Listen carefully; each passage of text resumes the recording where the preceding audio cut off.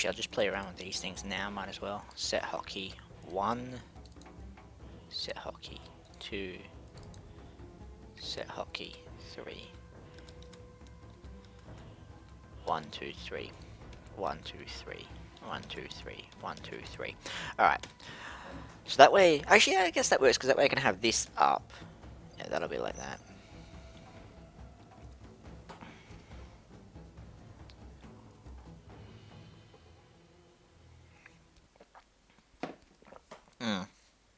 Ah, delicious glug glugs.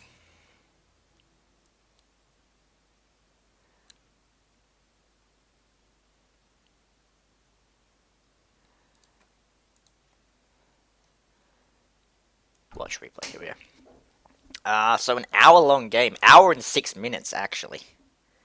So, my poor eyes.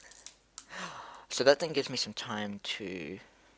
Red leather, yellow leather, red leather, yellow leather, red leather, yellow leather, red leather, yellow leather, red leather, yellow leather, red leather, unique New York, unique New York, unique New York, unique New York, unique New York, unique New York, unique New York, unique New York, unique New York, unique New York.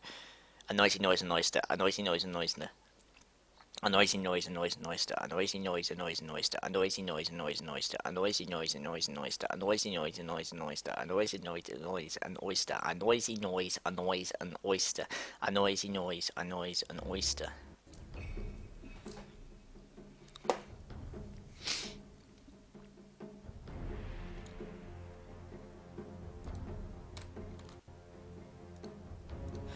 Alright, good afternoon, ladies and gentlemen. My name is 555, and today's game, is yet another cast request from the Dota 2 Cast It subreddit, and today's game being requested by a Mr. Pieanator, who we can see on the dia. So, again, all pick, so no real analysis of picks and bans, unfortunately. Everybody just doing whatever they want. We have got that Prophet Timbersaw coming out on the Radiant side, which is kind of a nice combo in that Timber can, well, you get the Sprout off, Timber can then change that if needed to close some distance. He's got an easy way to get Whirling Death off, because sometimes if you're sitting in the middle of a lane, you want to get that pure damage, but there's no way of doing so. The Clinks and the Puck also coming out for the Radiant. Puck almost certainly going that mid, and I would assume Clinks as that safe lane carry. So, meanwhile, over on the Dire side, we have Mr. Chillfrost playing that Storm Spirit. He's probably going to go mid. And Storm Spirit and Nyx, that bomb is incredibly painful, especially when you're looking at these squishy heroes. You've got a Puck, you've got a Nature's Prophet, and you've got a Clinks, all of who don't really respond well to suddenly having a big, beefy skeleton man jumping out in the middle of them and tearing holes. And it's going to be short for us. I'll just run over both teams now that we've got all the picks up. Actually, we don't. But Doge is going to be playing that Nature's Prophet, probably going that jungle. Meanwhile, Klinko playing that Timbersaw, he's going into that off lane. DP Fonz playing the mid Puck, no surprises there. Russian characters, he's going to be playing that Clinks again, that safe lane carry. And finally, the Pudge in Elite Speak, he's going to be playing that Abaddon.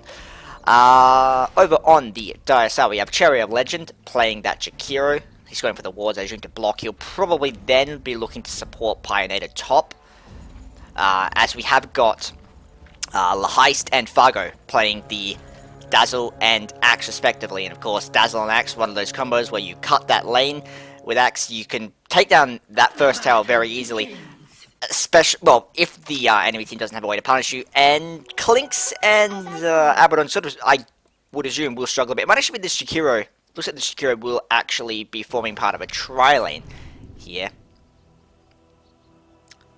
No, he is actually opting to back off. Finally, Pieanator top as that Life Stealer, while Chillfrost is going to play mid Storm Spirit.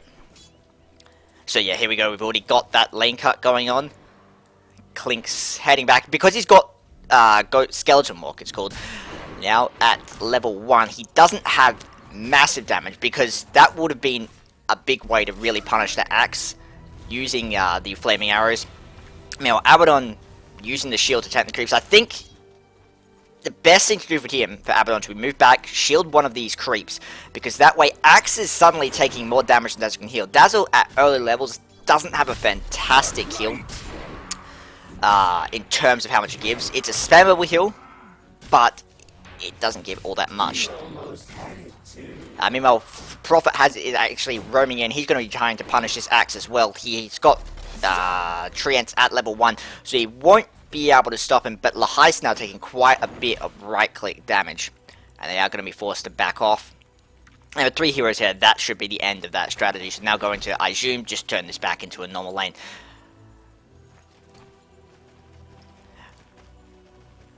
Which, I mean, it's not the most fantastic of lanes, because you have got this Clinks who is actually taking quite a bit of damage. I was going to say Clinks should be able to right-click without too much difficulty. You've got an Abaddon who can really stop any offensive plays. And Dazzle during these early levels doesn't have a lot going for him. He needs basic level 5 for Poison Touch to really be worth using. And his heal is also quite difficult to use in lane, simply because you're generally not going to be able to surround somebody with heroes. Meanwhile, back in mid, we've got that Puck facing up against that Storm Spirit. Puck should have the easier time here, I think. She has a lot greater presence indeed. We're seeing that harass coming out from the orb. She'd probably be best to actually max silence here first, because Storm Spirit, not the tankiest of heroes. You've also got that Dazzle, you've got the Chikiro, and even the Dazzle taking quite a bit of damage, actually forced to pop that grave, and Clink's now giving chase, should be able to get one more up, and that is first blood. Axe now giving chase on the Clinks. Clink's sort of bottling himself up here. He did pop the salve, which gave him enough time, which will let him tank these last hits, and that will be enough time to Skeleton Walk. Axe now just sort of blocking him in there, but Invisible lets you phase through anything, so not too big of a boy. But, yeah, like I said, I think Puck would be best. He's going for the orb. I think a Silence Max would have actually been preferable, because you're going up against Storm Spirit, you're going up against Kira. Even the Nikes, if you can catch him out without Rage popped, then he's going to be taking quite a bit of damage, because when you've got that Timbersaw who can put out an immense amount of damage in a very short amount of time, he's not going to be able to do it when Rage is up, of course. But if Puck can blink in and get that quick silence off, or indeed even orb in before Knight can really react, then suddenly you can pick up the carry without any real difficulties. Dazzle and Shakira also, of course, quite prone to that silence. Nikes is having, I think, a much easier time in this lane. He's got that lane support with him. He's not going up against a more aggressive lane like Clinks has been doing. Clinks only sitting at 2. He did get the first blood, which heal coming out from Dazzle. He's going to pop that shield from the Pudge, and he's going to run away. Clink's now taking some rapid damage. We should be able to get away without any difficulties at all. And the Courier actually went down. I apologize for missing that. Let's just have a look where it was. That was actually the Nature's Prophet. I did see him roaming around in that jungle, so I think we have got 2 wards up here. I assume one of them headed off, allowed him to pick it off. It hadn't been upgraded, I don't think. And that allows one of the big benefits that Nature's Prophet can offer to a team. He's actually playing quite aggressively. One of the problems you sometimes see with Nature's Prophet in a pub is that he'll kind of sit in the jungle, he'll meet his quota of 1500 gold per minute, but accomplish very little else. However, he was able to come out, force Axe and Dazzle to stop doing that creep cutting strategy. He was then able to take out the Courier. So I assume he's going to also be looking to gank. He hasn't actually got Sprout yet, but come level 4 he might then be looking to set something up. As I said, Timbersaw can use Whirling Death if need be to combo with that Sprout, dealing quite a bit of pure damage. You have still got that Rage from Lifesteal though, and so unless again we have that Puck using the Silence, I don't think Lifesteal will be too gankable. However, Fargo and Dazzle are a completely different story. Both, well, Axe is a strength hero, which means he's quite prone to Whirling Death, because it does take away 15% of his strength. And meanwhile, Dazzle is just a squishy hero in general, and indeed, if a Timbersaw or a Nature's Prophet were to suddenly appear next to them, I think at least one, if not both, go down. Dazzle would be able to get the grave off. But even that, when you consider things like the slow from Timbersaw, how devastating that is against somebody with no HP, well, absolutely 1% of HP, then they can potentially, meanwhile in bot lane we have got Heist and Fargo. They're moving forward, but Dodge now TPing back to base. Should be alright, no troubles there. Timbersaw actually getting that kill on Lifestealer. I do apologize for missing that. Easy, says Klinko. I'm not sure. Rage wasn't popped. I assume that Klinko simply just took Lifestealer by surprise. Timbersaw does deal, once he hits that 6, quite a colossal amount of damage. He gets, first of all, 200 from that Timber Chain. He gets another 200 from the his ulti. And then finally, I think it's about 150, indeed, from Whirling Death. And Lifesteal, I mean, he's sitting on 800 HP, but even so, you've got quite a lot of harassing power in terms of Chakra. It doesn't take too much to allow Timbersaw to suddenly just chain in and kill you before you can actually react. Stormspirit now, meanwhile, has picked up the invisibility rune. He is looking to roam bot. We have 3 here. Puck already there with her haste rune. She hasn't been able to catch anybody out herself. But Stormspirit looks like she's rotating around. He might be able to catch out this Abaddon, who is quite low. He doesn't have his ulti yet either. But Stormspirit's actually opted to back off. No, he's going in now, but we've just got the 6. He hasn't had time to level it though, and he might just get it off. But no, he levels it after he dies, but too late because Stormspirit had already rolled all over him. Compared to the other games we've been casting, the teams are quite a bit more balanced in that you've got, you know, 2 supports. You have got the Dazzle, who is, for a support, actually quite farm dependent, going for that sewing. A build I don't really agree with, in all honesty, because you've got the Axe, you've got the Storm. I think just rushing Arcane would have been better. Dazzle himself isn't all that mana intensive. He doesn't especially need to buy a Soul Ring. And quite simply, a simple Sage's Mask will often do that job well enough. And Arcane, it helps out the Axe, because Axe, of course, Timbersaw getting another kill on that Jakiro. Lifesteal now giving chase, and again, there was that combo, I think, and there's not much that Jakiro can actually do, because Jakiro is quite a sluggish hero in terms of cast time, and how long it takes him to react. And so Klinko may well have just jumped in before he could actually get that Ice Path off.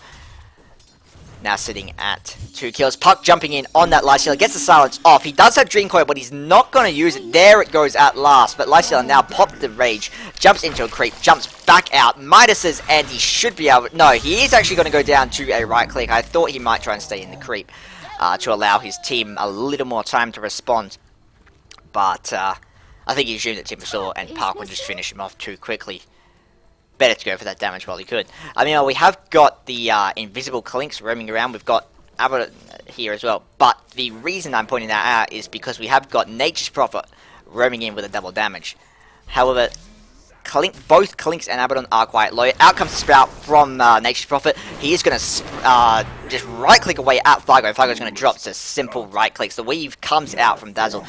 But it's not particularly good in short engagement. I think he would have been better off going for that Shallow Grave. Probably wouldn't have made too much of a difference. But it would have given Stormspirit a little more time to get in. And here he comes anyway. Jumps in on Nature's Prophet. 2 right-clicks and a ball is enough to kill the Nature's Prophet. Clink's now managing to get away because we have no detection as of yet on the Dire side. Even with that death though, Lifestealer is still well in the lead in the last hits. He's 15 up from Storm Spirit, and compared to the hard carry for Radiant, Clink's only sitting at 8. And we look I'll just swap over to net worth. Indeed, he's actually only about 700 damage, I think, owing to those 2 deaths. So Clink's, while farming a lot less effectively, Nyx has also had those pickoffs. I'll just look at gold. It should be relatively even. Actually in the Dire's favour, I think, owing to their more aggressive roaming so far, and especially to that Timber, so he's been able to pick off quite a few heroes. He's now sitting at 3 kills. XP, quite a similar story. But at the same time, Nyx, I think, is a harder carry than Clinks. Clinks is quite prone to being kited. We have got the ulti coming out on the haste. He does get the grave off, but he's surrounded by 3 heroes. He's going to go down very, very quickly. Indeed, he does. Axe managing to get away without too much difficulty. But now we have 4 grouping up bot. This should be an easy T1 unless we get TPs coming out. We've actually got the Timbersaw going back to top. I assume to just try and harass this Mr. Pieanator just a little bit more. It actually looks like they're not going to try and force the tower down. But going back to what I was saying, Nikes, as a rule, he's quite difficult to kite. Clinks, on the other hand, he doesn't. Mr. Fargo actually taking quite a bit of damage. He gets the ulti off on a creep, of all things. I think he was going for the Puck and misclicked, but Puck managed to get away with the orb. But yeah, Clinks he's prone to kiting. He's very much bound to Death Pact and Strafe. And the problem is that, I mean, a hero like DK, a hero like Alchemist, they're also bound to their ulti, but the thing is their ultis give absolutely massive bonuses, and indeed when their ulti's up, they're stronger than most of the heroes. Clinks, on the other hand, only sort of breaks even. Strafe is a good skill, but it's not fantastic. It only lasts for 10 seconds. It's on a 45-second cooldown. And especially against the Nikes, who has that more sustained damage, especially against the Dazzle, who can draw out a fight. That's basically what Dazzle is built to do, prolong a fight as much as possible. The Poison Touch coming out on Mr. Dodge. He has got levels. He's only taken 1 point in Poison Touch, which is a build I really, really don't agree with. If you're going to level Poison Touch at all, you have to be getting those 3 points in it. Always as soon as you can at level 5, because with level 1 it's a really mediocre skill. It does basically unnoticeable slow, and I don't think people even realize it does damage at level 1. That's how little how ineffective it is. And if you'd had that level 3, because the thing with his heal is that we now got Mr. Abaddon playing very aggressively on Fargo, the axe. Still chasing. He has got the shield off. Out comes the Poison Touch. Again, not really doing much at all to the Pudge. Meanwhile, Timbersaw and Clinks picking up 2 kills top, managing to pick up both the Jakiro and that Lifestealer. And they should be able to get away with no real difficulties indeed. We haven't got any real reciprocating play coming out from Storm Spirit, which is one thing that Storm Spirit is good at, suddenly jumping into a fight after people are low. Abaddon now going for that Dazzle. Dazzle has Pop Grave, he gets the heal off, but a right click and a shield break is going to be enough to... A right click, shield break, and miscoil enough to finish off that Dazzle. So it's looking very much Radiant's game at the moment. I was saying that Lifestealer is a better carry, and I still agree with that, especially because he has the rage. He can just sort of walk through Timbersaw without too much difficulty during the later stages of the game. Puck likewise, and Clinks he's prone to being kited, and he's not the most fearsome of carries, even when his steroid skills have been popped. Lifestealer, on the other hand, with that initiation from Storm Spirit, can suddenly jump in and deal immense amounts of damage. That's what Lifestealer is. Outside of Ursa, probably the best man-fighting hero in the game. And we've also got, I feel, stronger supports for the Dire stuff. We have that Jakiro, who has very powerful stun, very powerful AoE damage. Again, you've got quite squishy heroes on the Timbersaw jumping in on Axe, getting yet another kill. He's now sitting at 6-0-1. And he is controlling this map. We saw he's basically, every time he goes top, he's able to get a kill on Nikes, essentially. And even though Nikes is the better carry, it doesn't account for much if you just keep getting picked off. And his net worth, he is actually still sitting ahead of that Clinks, though, now 1500 up. So, owing in part, I think, to that Midas really still warding, I think he's saying. We have got 2 wards here. I'm not 100% sure why, because one of them would have been enough to block. Second, possibly to give some vision while pushing, but they're not going for an aggressive play at the moment. TP coming out from Timbersaw, and Clinks now jumping in. And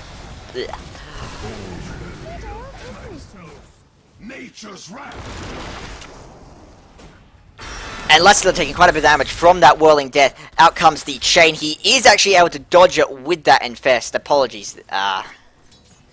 And he's now sitting on the street. They're just going to wait around. We have got this Timbersaw. He has every single skill up. So as soon as Lifestealer pops out, this is one different Lifestealer. Unless we get TP support coming in, but Dazzle is about to respawn. Again, we still have no detection for that Clinks. If you're playing against the Clinks, you kind of need Sentries or Dust. It is going to go down right next to this tower, the creep that Nikes is in. Out comes the stun from Jakiro a little early. Chill Frost does actually pop out, and we have got the ulti coming out from Jakiro. Not really hitting anything, but it does prevent Clinks from giving chase. Now we've got Abaddon chasing Pieanator. He's going for that Jakiro now. He doesn't actually have a great deal of mana though. He has just got an ulti. Out comes the Sprout. and that should be enough to kill him with the... Yeah, and there comes the chuck and recall. This tower is now going to drop as well. Abaddon still giving chase to a Lifestealer on 24 HP. The open winds has come out.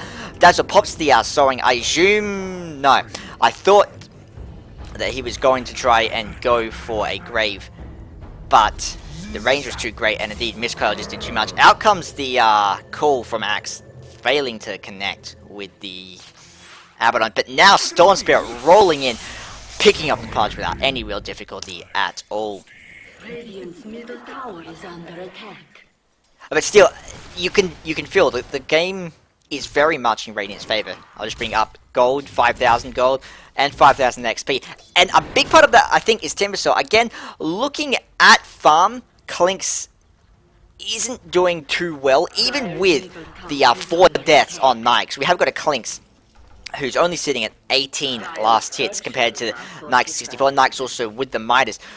So if Timbersaw hadn't been able to pick off Lifestealer so effectively, if they hadn't been able to control Timbersaw, now jumping in, Nyx doesn't have knowledge this is going on, but he does now as he runs straight past Klinku. He does pop the rage, preventing any damage from coming out. And now out comes the Outpath, catching to ulti on top. Clink's taking a massive amount of damage as the slow comes out from Jakiro, and they finally managed to finish off that Timbersaw. Clink's managing to get away again, owing to the lack of, well, dust in that case. Jakiro just couldn't position fast enough to get that sentry off. And that's actually quite an important kill, because up until this point, Timbersaw's been able to play relatively uncontested. The Pudge now going straight onto the Abaddon. Pieanator turning around, wailing away, and the ulti has come out from Abaddon, and that is going to stop the damage for the time being. Dazzle throwing out, again, a very ineffectual poison touch, and Lifestealer opting to back off in the end. Meanwhile, Storm Spirit picking up yet another kill. He's now opting to man-fight that Clinkz. Something that ends up not paying off for him at all. Storm Spirit, up until this point though, he is 5-1, which is only 2 behind Timbersaw, so he's been moving quite effectively as well. It's just that his pickoffs haven't been as important, I think. You still got that Clinkz who's farming. Clinkz eventually, it has actually jumped ahead of Nyx now. He's still getting those lots of stuff. Again, I think that was probably owing to his picking off of, well, I say picking off, his out-man fighting of Storm Spirit. But Storm Spirit, for the most part, I mean, he's been picking off, he's taken Puck, he's been killing Puck, he's been killing Abaddon, he's been killing Mr. Doge. But outside of that, the Clinkz not really having any difficulty himself when it comes down to farming. Out comes a jump in from Storm Spirit. He gets the link off on Dodge. Dodge trying to TP away, but not able to in the end. I still really don't like this Dazzle, but I mean, if you don't want to take touch, sure, fine. Worth 2 towers, Doge says, and I agree. If you're able to push down 2 towers of Fury and only to get picked off, then you've done your job. Again, Doge, I quite like how Doge is playing. He's playing a much more aggressive Furion than you do typically see, TPing around quite a bit. We saw those ganks up in top lane. Abaddon now giving chase to Pieanator once again. He's going for that semi-carry build, which actually means that we don't really have a support for his team. Puck now jumping in, trying to silence, but Lifestealer, very nice reaction, gets the rage off just in time. Out comes the orb, and she does have her ulti off, and indeed, there goes the Dream Coil. He's now going, Lifestealer trying to get into creep, but not enough in the end. Now we've got a TP coming out from Doge as Abaddon gives chase to Fango. Grave comes out on Fargo, and he is going to be able to survive. Ulti comes out from Axe, not dealing any damage whatsoever. Puck doesn't actually go down to tower damage, and that's another 2 kills. But now in comes the Storm Spirit, 1 kill with the zappity zap. And he's not going to go for a second. Puck taking a lot of damage from Battle Hunger, and she goes down after all. It is a painful skill after a dive, Battle Hunger, because quite often you struggle to get that last hit when you're diving that far in. And if you're squishy hero like Puck, suddenly you're trying to run away, and then there goes all your health. She does now have that Blink Dagger up, which, as I said earlier, if she can get those initiations of a Nyx, they'll be very, very important, because we have got that Timbersaw with that immense amount of pure damage. We'll be able to shred through Lifestealer before if they can get silence on him before he rages. In comes the ulti from Chill Force. He has no mana to follow up though. He does silence Clinkz though. She might just be able to wail away right Clinkz. But the tick of speak too soon. Axe comes in with a Battle Hunger. Finish him off. And that is Clinks' first death. They're now basically even, Nikes and Clinks, in terms of net worth. Difference of less than 100. At the same time, Lacilla's died 5 times. Clinks, on the other hand, that was his first death. And yet we've still got heroes that are even. I think that's partly owing, well, mostly owing to Lystealer's superior last hitting. So far, Clink's only sitting at 32. He's 50 behind that Nikes. And Abaddon once again diving in on that Jakiro. He has got his Mask of Madness up now, so he's going to be wailing away. Out comes the Art Pass, catches the Pudge. Ulti comes out from Kim Chu, not actually able to catch the Jakiro, but he should be able to chain. Not even necessary as the Mist Coil comes out to finish him off.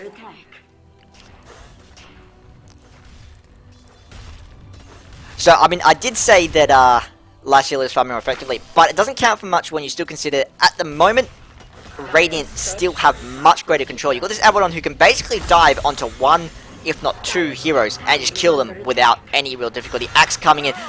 In comes the ulti from Chill Force, going for that puck. He has the silence off. She's in a lot of trouble as the link comes out. Timbersaw throws out the ulti to try and get away, and with a chain, that is one Timbersaw that they are not going to be able to catch.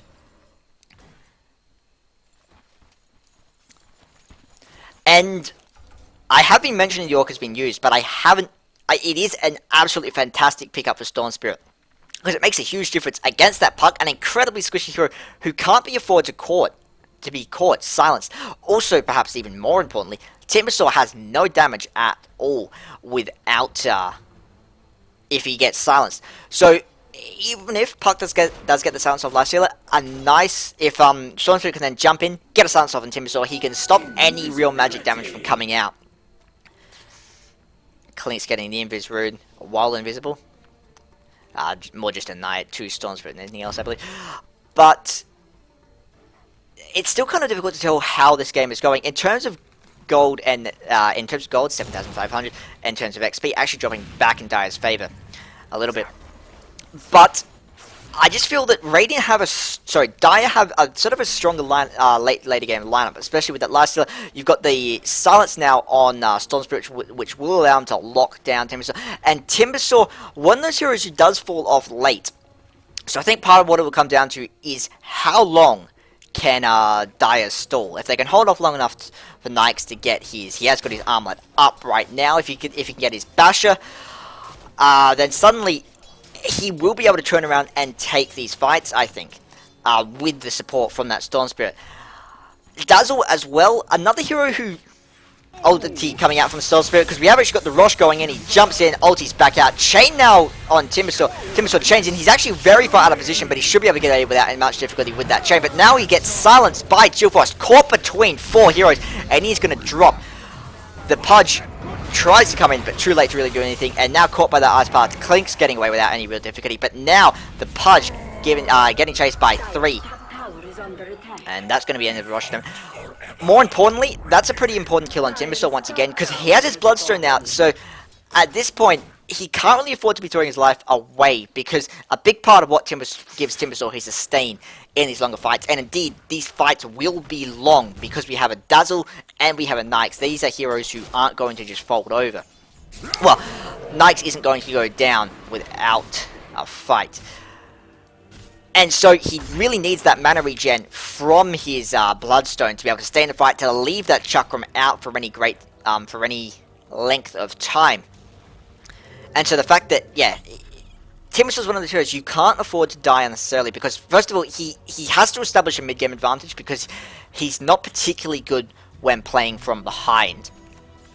And, I mean, so far Timbersaw has been able to get that much. Ulti coming out from Chillfrost, and Dodge going to drop to the Ice Path, of all things. And again, now Storm Spirit, Storm Spirit is really the MVP for the Dire side at this point. He's creating, I mean, the mid-roll, he's now jumping in on Mr. Abaddon. The ulti has come out, and he is opting to back off. He doesn't have the mana yet. We have got the Voidstone up. I would prefer him to go for a Sheath Stick here, not the Bloodstone. For 2 reasons. First of all, we're getting to the kind of stage in the game where Storm Spirit can't really pick people off incredibly easy, so he's not going to be able to get those charges like that anymore. If he'd gotten...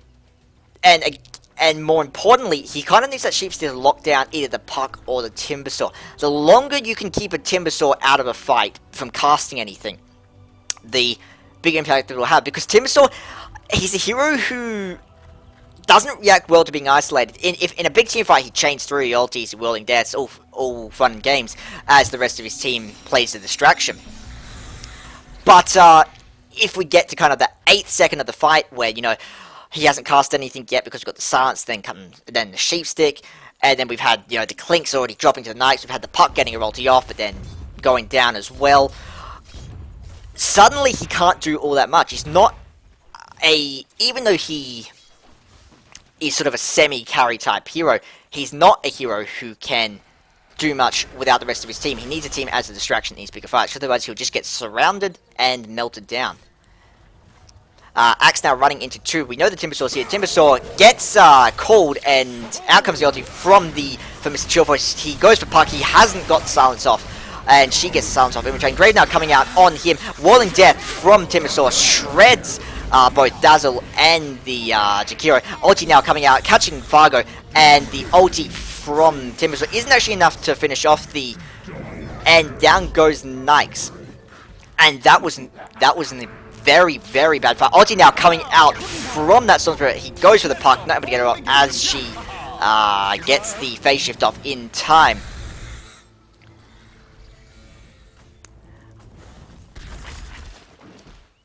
The fight kind of split up 2 ways there, but either way, an incredibly bad fight for Dire, sorry, because they needed to be playing this stalling game. As I said, I still think they had the late game advantage, but now that we've got these towers, now that this should be an easy tier 3, now that we have got defending coming in, still about half the HP off the tower, Clink still tearing away, ulti from Storm Spirit, gets the silence off on Timbersaw. Timbersaw's trying to get away. Again, yet another poison touch, only level 2. And Axe now picking up his Blink Dagger, which, depending on who you can catch, if you can catch a Timbersaw, if you can catch a puck, those are important. Ulti coming out from Storm Spirit is now trying to man-fight Doge, and Doge going down. Storm Spirit still creating a lot of space. We have now got 2 of Radiant roaming in, and Clink's able to finish off. Stop it, says Doge. And now sitting at 6 deaths, I can see why he would be annoyed.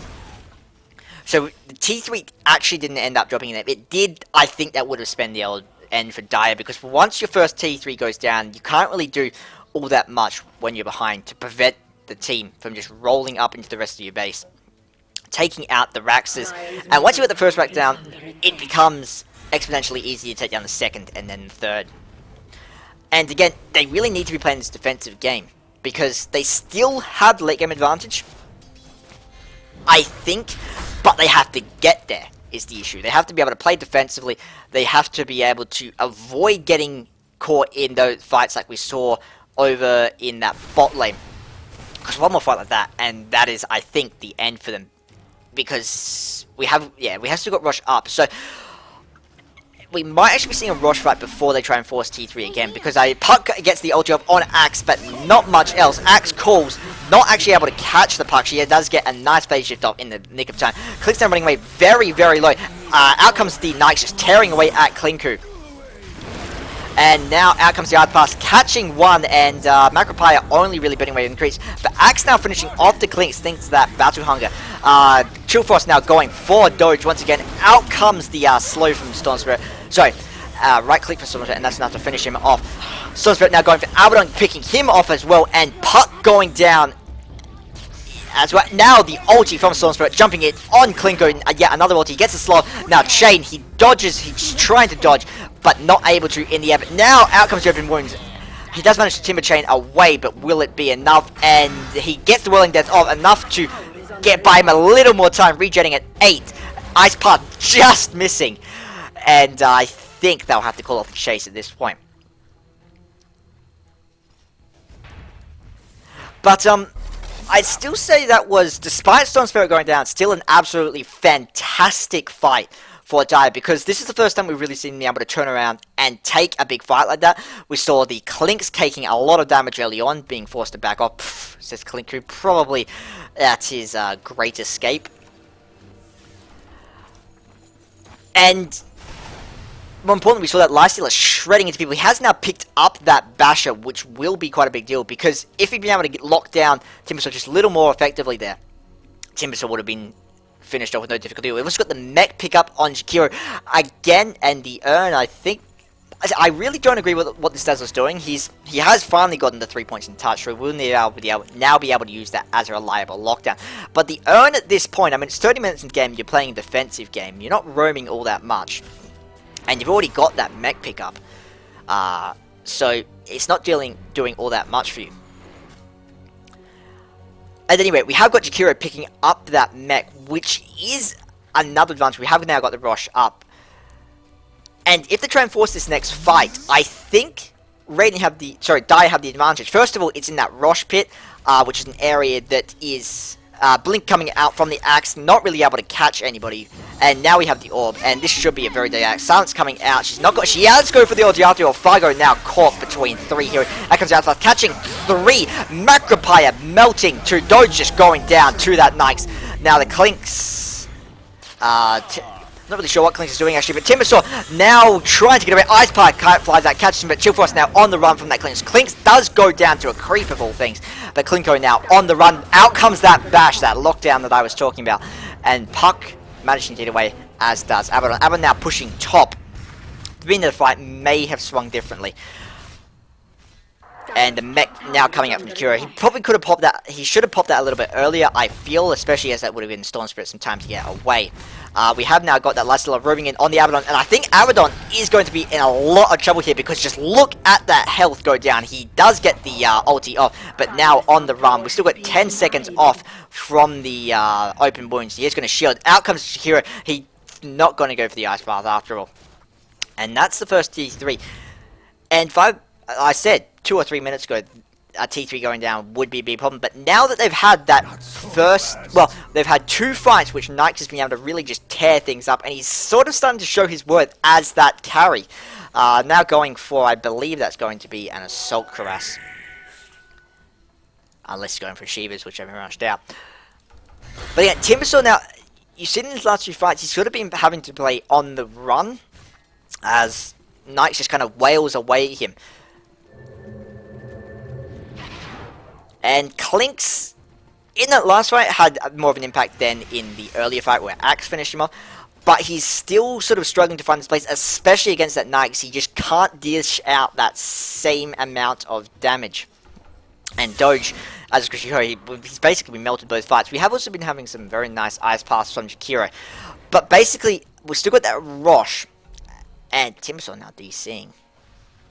But we've still got that Rosh up, and I think that now that the Dire side has proven that, you know, we can take these fights if we get some good initiation off, if we get that ice path and so forth.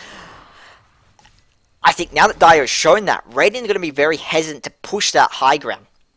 They're going to want to secure their advantage first, take out that Rosh, and then I assume go for this top Rex. If they can get that down, then I think Dire is back to playing a very defensive game where they're really just trying to buy time. And I think if that happens again, they will struggle to regain their momentum.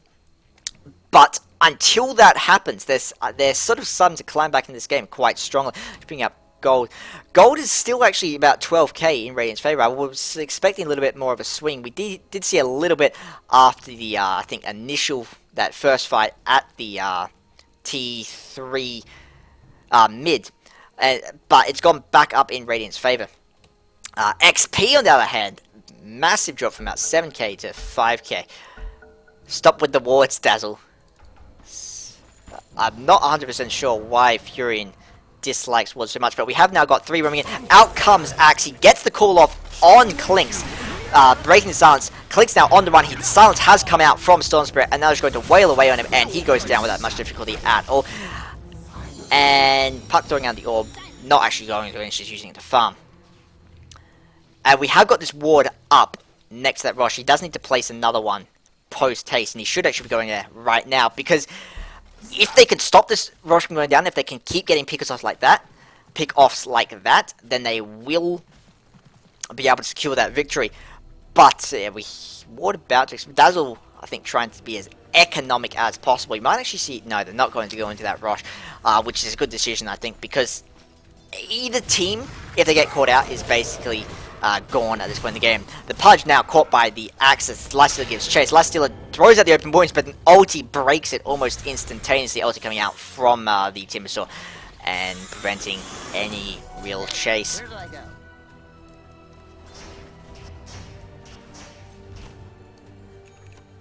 And the I really don't agree with what that. I mean, Axe with the Blink Dagger, certainly, because the Timbersaw and the Puck both very prone. If you can hit them with a call, if they're attacking you, I mean, so what? You've stopped them from casting all their things for 3 seconds. Puck now picking up the Axe. A decision I don't really agree with, because it's not lockdown that her team's lacking. It's really damage. They need something to be able to go toe-to-toe with that Nyx. And I think something like a Shiva's would help to take just a little bit of the edge off his furious attacks. And plus it gives you just a little bit more damage. Melt Jakiro and Dazzle a bit faster. Because if you can kill Dazzle before he can get that grave off, you prevent him from stalling out those fights. And it's the longer engagements, especially with the Nyx, you can just tear away at people and regen health, that the Radiant really need to avoid. Axe getting a call off on the Pudge, on Abaddon, once again. And now out comes the Outpath, not actually hitting him, but Abaddon turns around and walks straight into it. Out comes the Link. We have got the slow on him as well, and he's going to drop to that Lifestealer. Just powering away at him. Ulti coming out from Timbersaw. Again, I think just to aid their escape. They have got the double damage up on Puck, but that obviously would have been a lot. Okay, the Clink's now taking a lot of damage as the Storm Spirit jumps in, but he should be able to get away now. Now, Rage coming out from the Lifestealer as he tears away at Klinko. Klinko struggling to get away, but he does manage to finish off that Storm Spirit. Now, the ulti comes out from Puck. He silences 2, but even so, okay, the ulti does break on Nyx, and it is going to be enough just to prevent Klinko from going down. Blink coming out from Axe, enough to dodge that orb, but he jumps straight into an Axe. And, sorry, straight into a Timbersaw and dies anyway. Now the open wound's out on Puck, still 2 seconds away from the orb. She does phase shift, but now she doesn't have a phase shift to cover her escape as it flies out. And indeed, she goes down. And it is going to be that AC coming out on the Lifestealer. Klink's meanwhile actually picking off the Jakiro. But now Nature Prophet, who was present in that fight, showing his worth, doing what a Nature Prophet does, and split pushing all day. And he is actually tearing away at this Rax, and as he goes down, that is a big problem for Radiant, but in comes T from Nyx, and Doge will have to back off here. He's actually going to go, it looked like he was going back in, but I think he saw the Dazzle there, and decided that would be a very risky move. But I don't agree with Axe going for the Vanguard. Klink's meanwhile picking off that T3 bot, and now the split pushing is coming into play. I also realize that they can't afford to actually take these fights. They're just going to try and wear down, which is what a Klink and an Nature Prophet can do. Lifestealer very much like a steamroller. If you point him at somebody and let him go, he will just roll over everything. However, if you've got annoying heroes who are jumping around, picking away at the racks, at the towers, he struggles to sort of come in unless we get an initiation from Storm Spirit, and he's able to force that fight. Doge now going for the Rosh. I'm not sure if they're aware. We do have the ward up, and I think they will have just spotted Clink's going in thanks to that sentry. But it doesn't look. We have got Jakiro on the way. Nyx, and but doesn't really matter. Nature Prophet picking out, which I really don't agree with, because he's melting too quickly, and even if he goes down once, he comes up with the Aegis. Even then, he's just going to go down once again. I really would have preferred it on that Clinks, perhaps even on that Timbersaw, to try and get some more sustained damage. Call coming out from Axe once again on Abaddon. In comes the ulti from Storm Spirit, and the Ice Path on the Pudge. He has already popped his ulti, a little bit preemptive there, I think, because it's not going to buy him enough time. Or will it? Out comes the Puck. She has been called, and now finally able to get the ulti. And she hasn't gone for the silence yet, but Jakiro going down as the Shivas comes out from Timbersaw. Mr. Fargo actually going down to the Clinks, but now in comes Nyx, just tearing away. 1 kill, and he looked like he was going, and he does indeed finish off with his ulti. The Clinks, nice play there. Klinko now on the run, But now, Nike's in quite a bit of trouble. He has got Rage back up, so he can turn around, especially with the help of Dazzle. Dazzle hasn't used Grave yet either.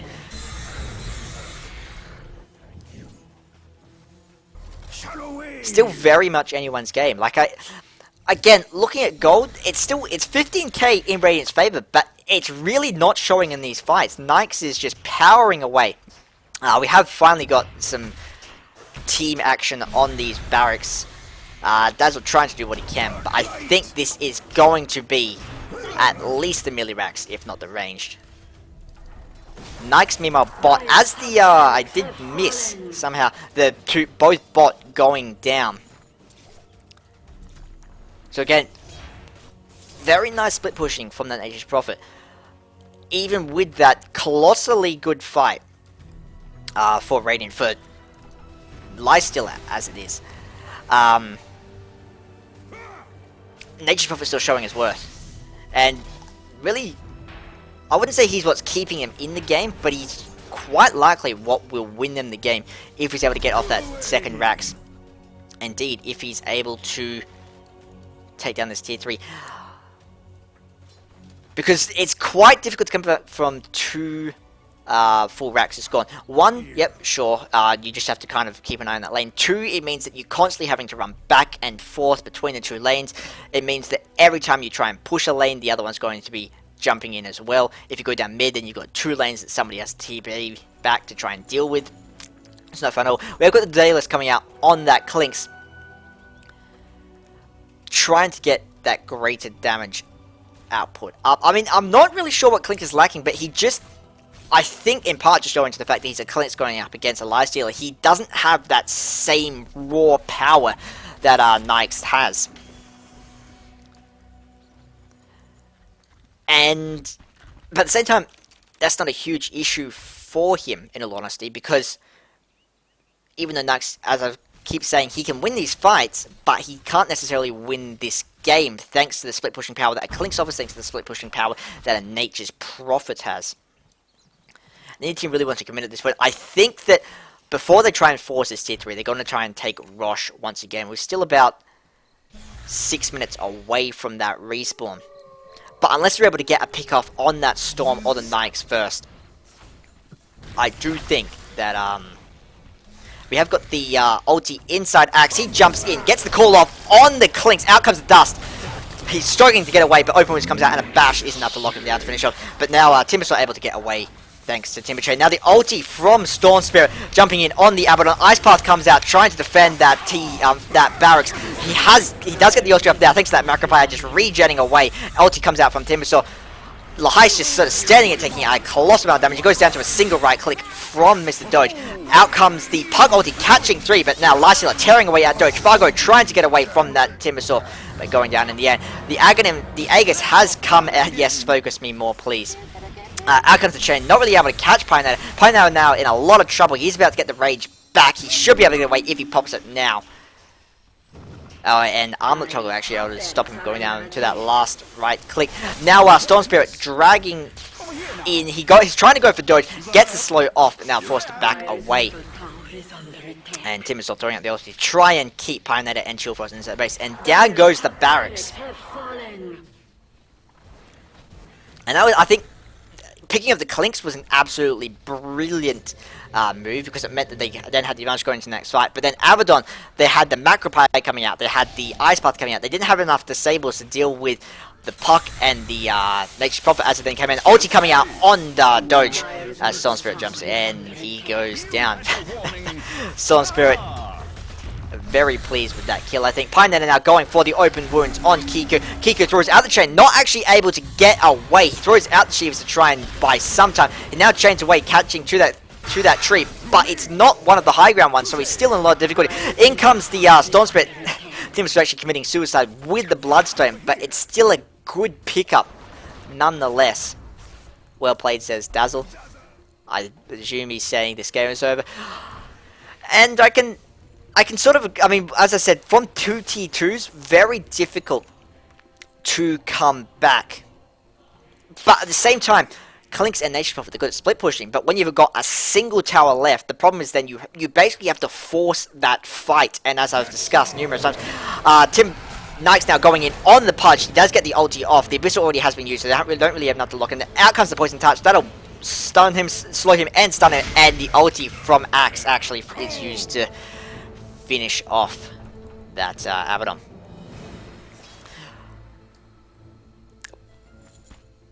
Rosh now about 3 minutes away from that respawn. And the thing is, again, you basically have to, as long as Dire continue to play defensively as they have, they've been able to keep the lanes out relatively far, even with the racks down. You basically have to push down this final T3 to get these racks to win the game. And to do that, you have to commit to a team fight, which the Radiant side at this point really can't win unless they get that Aegis. They need to get it on somebody like that Timbersaw, like that Clinks, allow them to stay in that fight, dish out the damage, and try and kill off that Nyx. Because otherwise, yeah, this game could go for an eternity if they try and push it, if they try and win any other way. We have got another mech pickup on Dazzle. So I'm just not paying attention. I'm not entirely sure why he went for that there. Again, I don't... He's playing like he's building the build that he builds every single game. Like the Urn, again, one of those items which it's good if you can get it early, but at the point that he got it, you already had the mech. It was already about 30 minutes in. Doesn't really give that much for his team. We've got a second mech. Again, not doing all that much. Last of Lima, I actually managed to miss the Abyssal Blade pickup. And again, getting that reliable disable on Timbersaw, because Timbersaw is an incredibly annoying hero to lock down, but if you can pin him there, Lifestealer will just shred through him, and also with the Clinks, he should be able to run away with Skeleton Walk, but if you get a Sentry down, he comes to range, you get that Abyssal off, and again, a hero who is going to go down without much difficulty at all if he's caught out. Invisibility. The Axe, meanwhile, he's gone for the 4-star after the blink. Again, something I don't... Out comes the Ice Path on Doge. He's in a lot of trouble here as Open Wounds comes out. The Dust is used. He's not going to get away. Good try. So, Furin, I think, going for that backdoor. But, if they continue to play... If Dire continue to play this defensively, there isn't a great deal that Furin can actually do, because he's going to continue to get picked off. I did the silence too early. They're going for that Storm Spirit, I'm not entirely sure. In comes the ulti from the blinking from Axe. He gets Puck, out jumps Lifestealer now, tearing away at Kinko. Kinko's turned into a sheep, bashed, and the ulti from Axe comes out, but not to kill him, but it doesn't really matter because Storm Spirit links him anyway. The Pudge now in a lot of difficulty, now surrounded by 4 and healing all that HP back, so now should be able to TP out any real difficulty. Out comes the Ice Path though, and actually breaks that TP. Pieanator now actually godlike.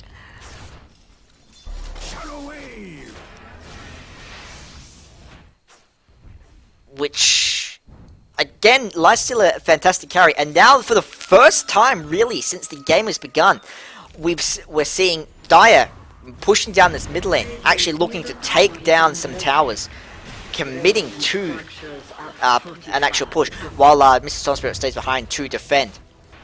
And then that kind of shows how the game has swung. Because Lifestealer now feels comfortable enough. He can take on anything that that Radiant throws at him at this point. We have got the gem pickup on Storm. Out comes the Orb and Puck's ulti, catching one.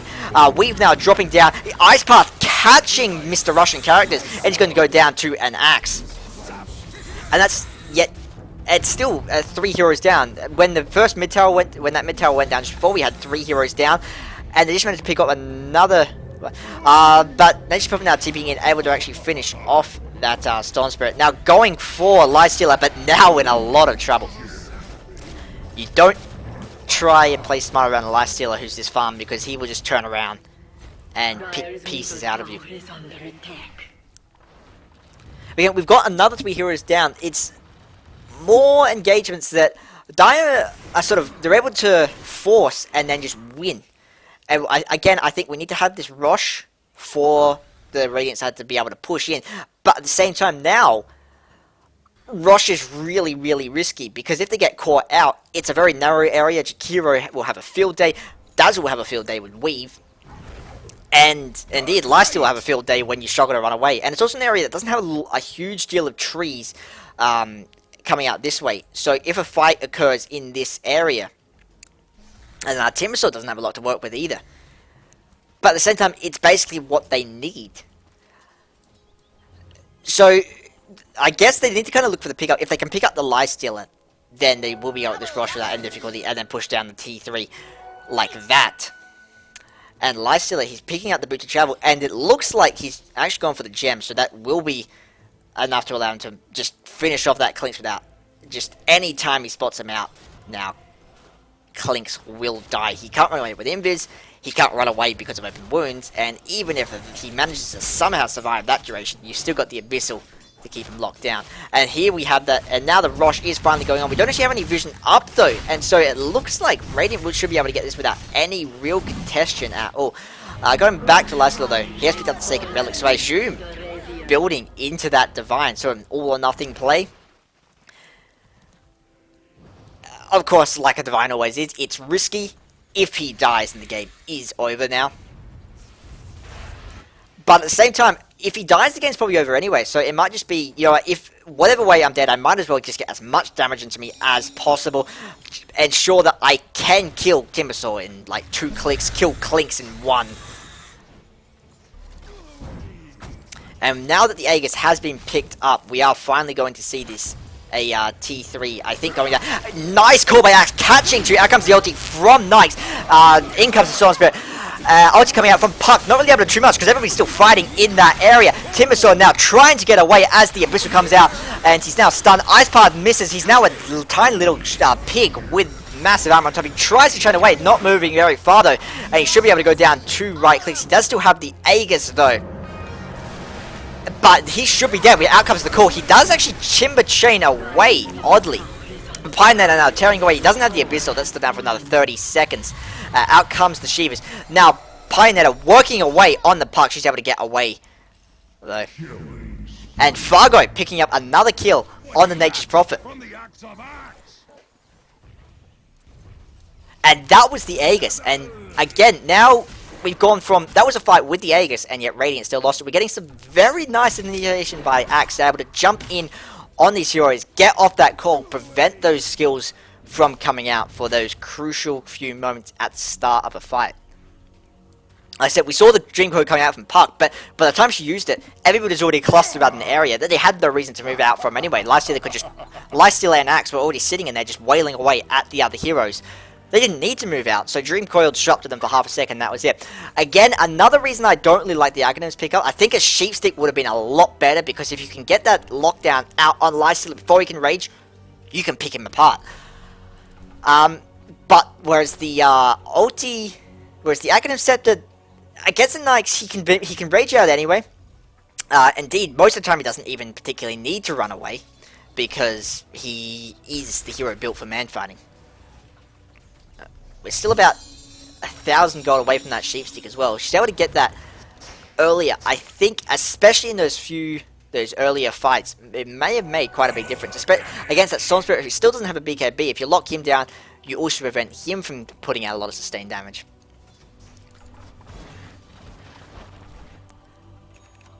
And we have got the Yules up on Jakiro. Meanwhile, Timbersaw picking up that Helm of the Dominator, perhaps building into a pipe, or just to generally give him more survivability. I mean, survivability isn't really what he needs at this point, at least not against magic damage. Ulti coming out from Storm Spirit. Puck pauses the game, but Doge now in a lot of trouble as he's gemmed, he's silenced, he's not getting away.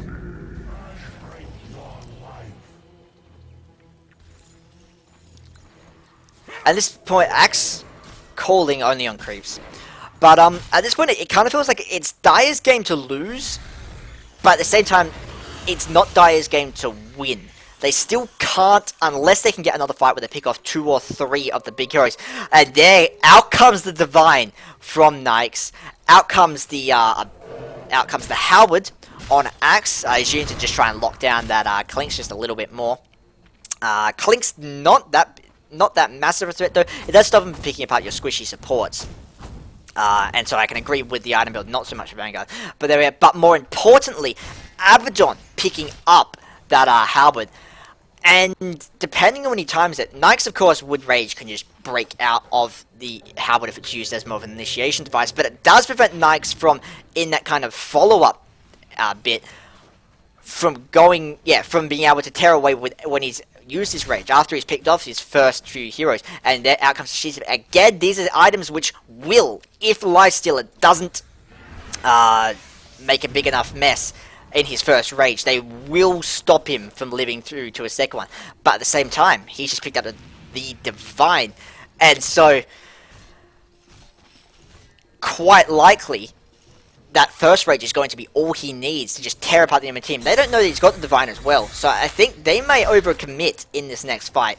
And there's something surprised when Nyx tears them even bigger holes than they already have. We still got about 5 minutes off from the rush. I think it looks like Dire are just looking to all go into this base though. Not even bothering with that rush at the moment. Abaddon just running around. If he could get picked off though, because we do have the Storm Spirit ulti. Lifestealer meanwhile picking off the bug. He has jumped in with that axe. That is tearing away. Look at that damage. Even the Timber Sword, he does get away with the Timber Chain. And he should be able to get away. Abaddon's still in the base as well. And there, in comes the Storm Spirit jump. He has got the silence off. And going for Abaddon, just slowing him to bits. The Ice Path comes out but misses. Muscle Mountains is popped. We haven't had the ulti used yet.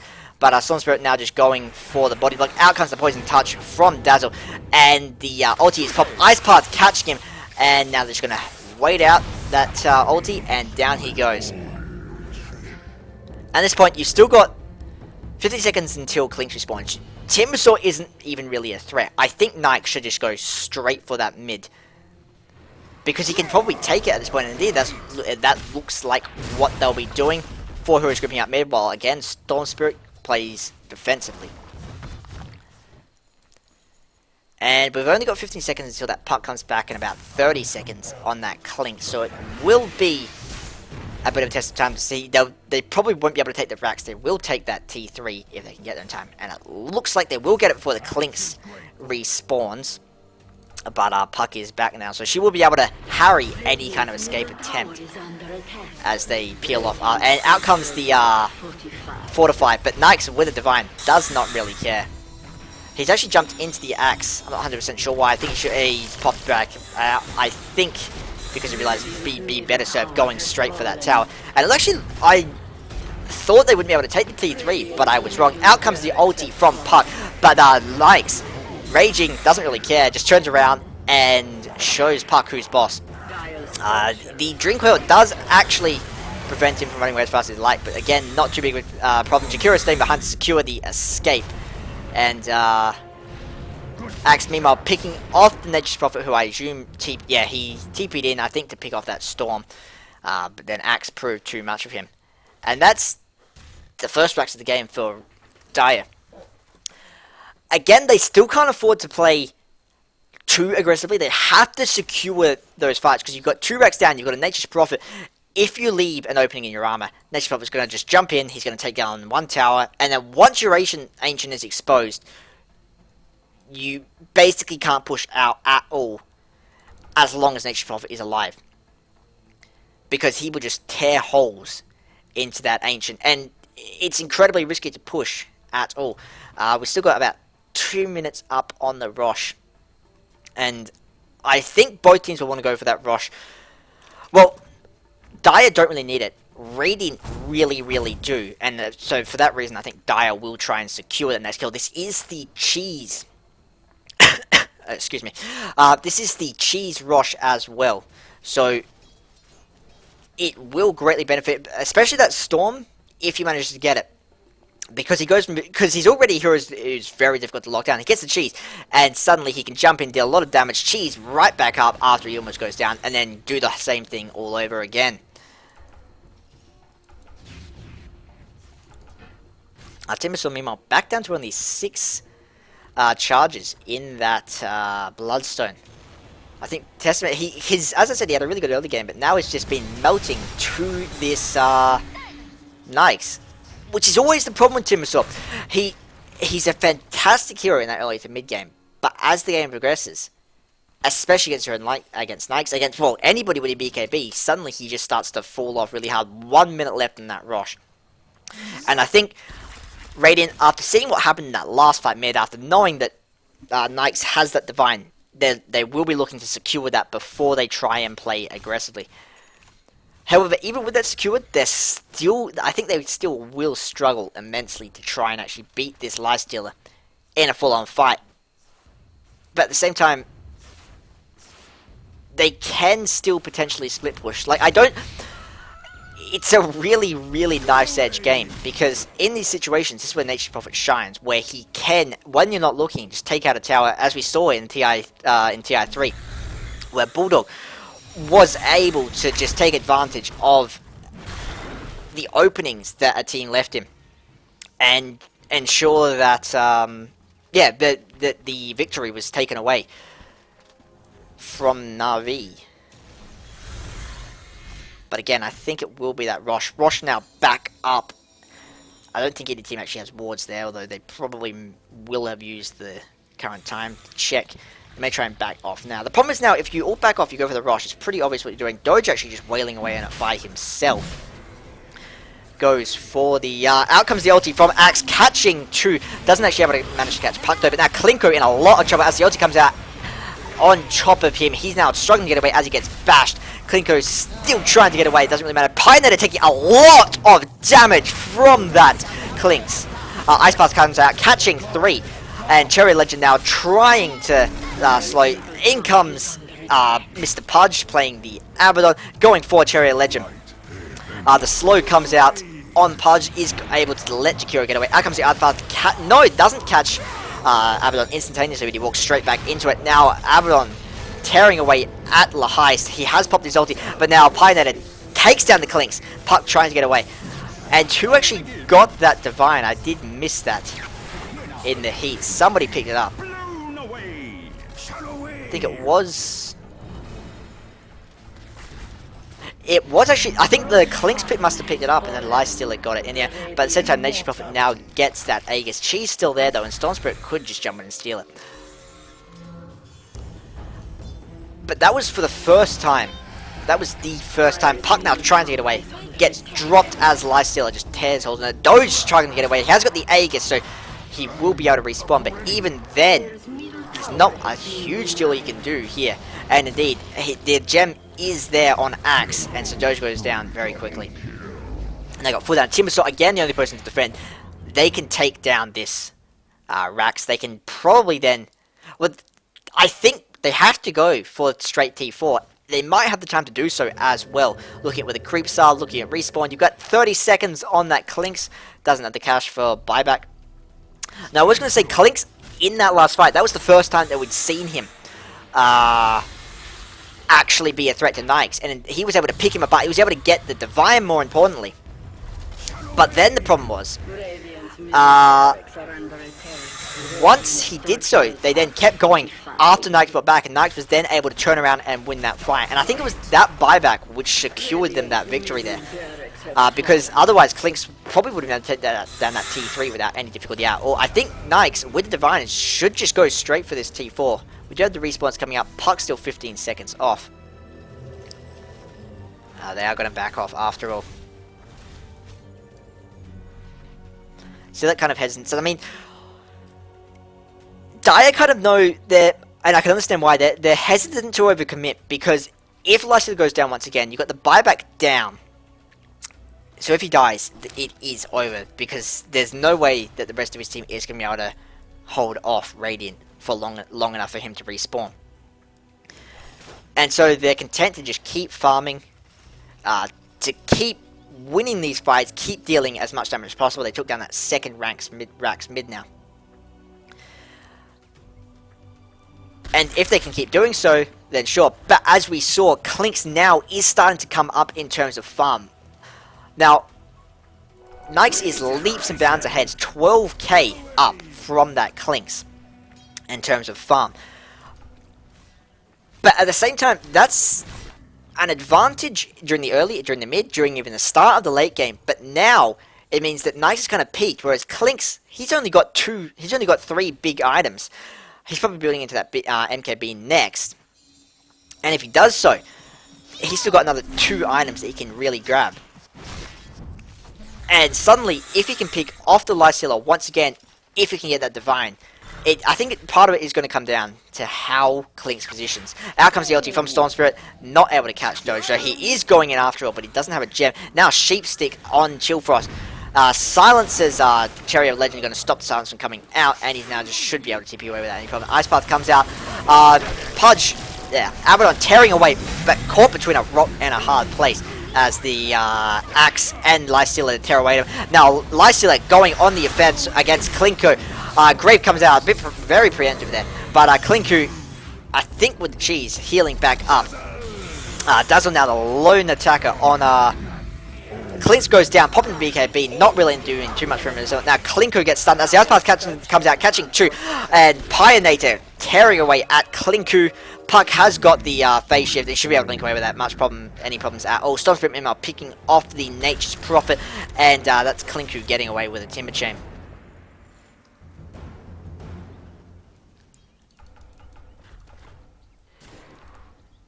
So I did say that Clinkz with good positioning would be able to win, but at the same time, he didn't in that last fight. He got picked off very quickly, and I think part of it was that in this fight near that Rosh, we saw Clinkz sort of coming in late, and he was tearing away at the Nyx. Nyx was trying to deal with the Timbersaw and everybody else.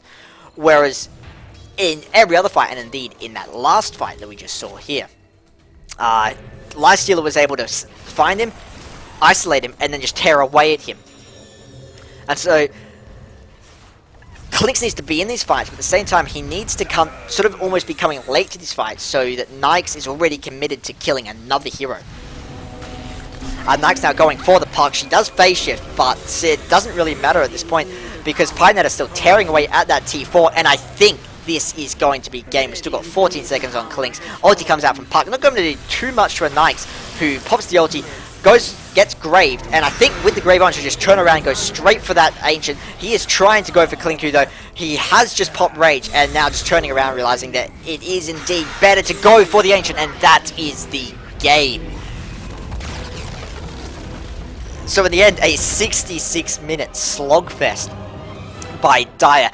Mid-game advantage almost certainly. I mean, looking at gold and XP, it wasn't until that last 10 minutes that we really saw it start to dip heavily. And even then, it was still about 7,500 gold in Radiant's favor.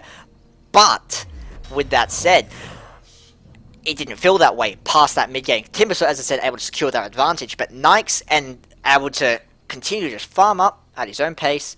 The rest of his team was able to play defensively, even with those 2 side racks as gone. And every one of you had bots.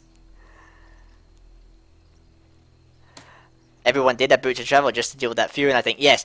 But, all round, I think, very, very well played by Dire. A good example of how to play defensively when you know that you have that late game advantage. So, my name is 555, and I will catch you next time. Thank you for watching.